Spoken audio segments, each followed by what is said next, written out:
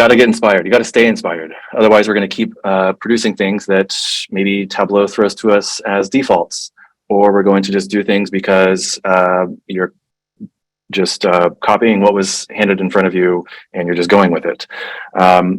I like to find inspiration. This is why I asked the question earlier, what type of apps do you follow along with, or what do you find yourself going to most often?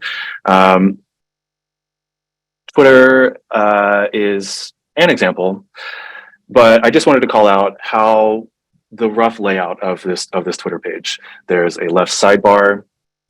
There's the middle section that is all of Serena Williams' tweets, which is about the only person's tweets that I look at these days. And then there's a right-hand column of other things. You might like this, some news, some other links. But notice how subtle it is when I hover over the like icon above that top post of Serena Williams. It barely changes red. The post is barely highlighted. You can probably not even tell, but it actually gets a very light gray. And what I want you to pick up on this is just notice how nuanced the colors are. Like, there's a subtle gray on this tweet that I'm hovering over. You can't even, I'm pretty sure no one can tell it because video compression on Zoom, but also just notice how slightly different the grays are with that you might like section. It's a sort of a blue.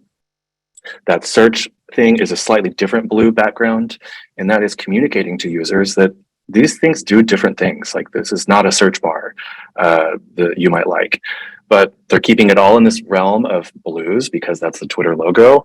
And yeah, it's just nuance. So when you maybe go back to some of your apps that we mentioned at the beginning of the call, try to look for some of the really nuanced things, like how did they do this menu? What is the highlight color? Why did they choose that highlight color? And you might start finding that it's a little bit more interesting than you thought before, because you can control people's minds and experiences with a digital interface as well. We are creating things for people to consume. I also would recommend going to behance.net.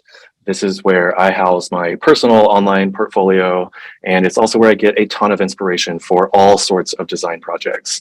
There is a tab specifically for interaction, and hardly any of these are taking into account like real Tableau limitations or Power BI limitations or any other data tool, because they're sort of just like what if scenarios, and they're largely imaginary, but a lot of them is for client work. And it's just nice to go and freshen yourself up to being like, this is what other people are doing in the world, and which of these things are speaking to me most, and how can I glean some insight from those things? I also will recommend going to our blog. This is one from years ago, but I still love this blog post. It's called The Offerings from the Tableau Bar Chart Menu.